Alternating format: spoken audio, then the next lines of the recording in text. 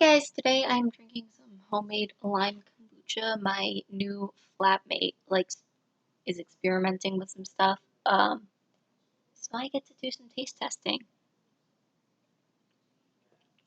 I actually really like that. Ignore the faces I make. It's just real tart. So it's the end of April and I'm just wrapping up the end of the magical readathon. And what that taught me is that I'm not sure how I feel about doing vlogs, but I do really like doing readathons. I think they're a fun and creative way to get through my TBR and my want to read on Goodreads. I can very easily find most of the books I want to read between Your Cloud Library, Scribd, and Libby, so there's not a huge pressure for me to have a ton of books to read. So I want to keep that going, and so I might see what I can do to get a readathon every month, but for May, which is Asian Heritage Month, there is the Asian Readathon hosted by Cindy over at Read with Cindy.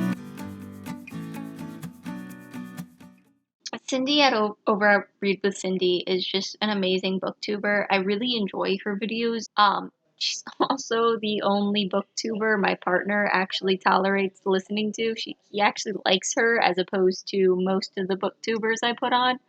So the idea of not doing her readathon was just unthinkable to me. So the point of this readathon is to read Asian authors. It's intentionally designed to be relatively easy to do so that anybody can do it, which is great. So there's 4 prompts, but they're all pretty easy. Check out Cindy's video again. It'll be linked in the cards for a more detailed explanation, but the 4 prompts are: read any book by an Asian author, read a book with an Asian character or by an Asian author that you can relate to, you have something in common with, read a book with an Asian character or by an Asian author that has something different from you, and read any book recommended by an Asian person. So like I said, pretty easy. She has an additional challenge where you try to read books by authors from different Asian countries, and I think that's also pretty easy to tack on. I have 4 books on my TBR for this, and they're all by different Asian nationalities. So I've picked 4 books to read for this month. I didn't really associate any of them with a specific prompt just because the prompts are so easy to fill, especially those first 3. The only one that goes specifically with a specific prompt is the first one I'll talk about, which is to go with the 4th prompt recommended by an Asian.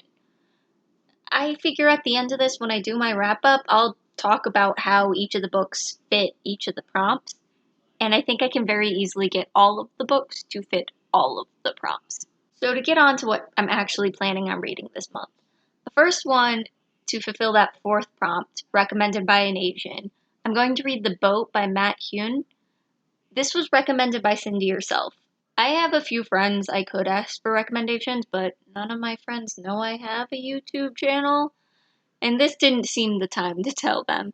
So we're gonna keep my channel a little under wraps, and we'll go ahead and read this book by Cindy that Cindy recommended.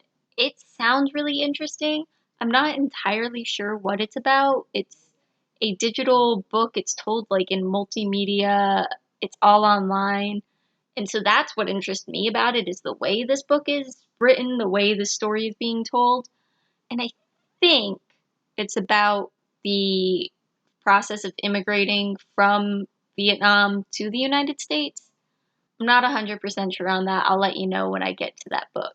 There's a bonus book suggestion or prompt, I guess you could call it, which is to read the book Little Fires Everywhere by Celeste Ng. I want to read this. I actually don't know if I'm going to like it or not. It's kind of got a familial drama thing going on, which really isn't my style of book normally. But it'll be kind of fun to read along with with everyone else. So I have it on my TBR. We'll see if I can even get it. So I went to get this from all 3 of the digital lending libraries I have. Scribd didn't even have it. From both of the library apps I have, both Libby and Your Cloud Library, the wait is ridiculous. So we'll see if I get this month. So now going on to the 2 books that I want to read for me alone.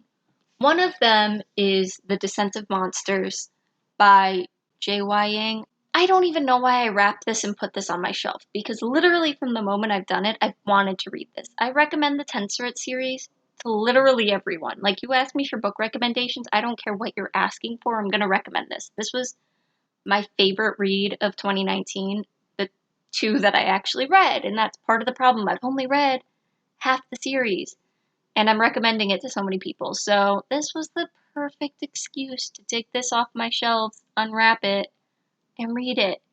I can't tell you what this is about because it would spoil the first two books to tell you. Um, so I just straight up can't tell you. But the world is just amazing. This is literally the best queer representation I have read in any book ever. I just I fell in love with this book. I also, Yang just explores emotions in ways I have never seen done before. Like, the second book has like a grieving aspect to it, and I have never related and understood and felt depression nearly as much as when it was displayed in that book.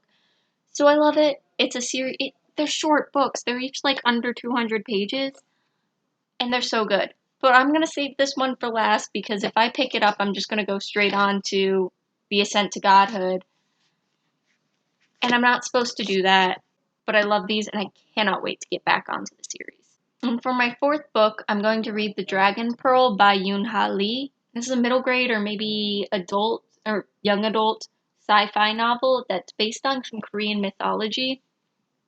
I'm not entirely sure exactly what it is. It has to do with fox spirits, and there's a girl who has that, but it's been kept a secret from her, and she's going after to try to save her brother or something. It's set on a distant planet. I'm excited for this because it's part of the Rick Riordan Presents series. I didn't care. Should I even say this? Screw it. I didn't care for the Percy Jackson series. I got the first Percy Jackson on the same day when I got a different book, mythology retelling book, and I liked the other one infinitely more and never read the rest of the Percy Jackson books. But I love that concept. I love mythology and fairy tale retellings so much, and I'm so glad that Rick Riordan is using his fame in that kind of circle to present these authors that are doing non-Western mythologies, or non-European mythologies rather. So I'm really excited to try one of these, and if it's good, I very well may read a bunch more of them because I think it's a great way for me to meet some new authors, learn some new mythos that I didn't necessarily know before. Well, that's that for this video. I tried to stick to either smaller books or younger geared books so that hopefully I'll get through it a little faster because, quite frankly, I'm a little burnt out from the big chunky Western fantasy books. So hopefully this will be a nice change of pace. And honestly, if you have more recommendations for Eastern fantasy, especially something like Tenseret, let me know in the comments below and I'll pick them up soon because I really, really need that change of pace. Okay, bye.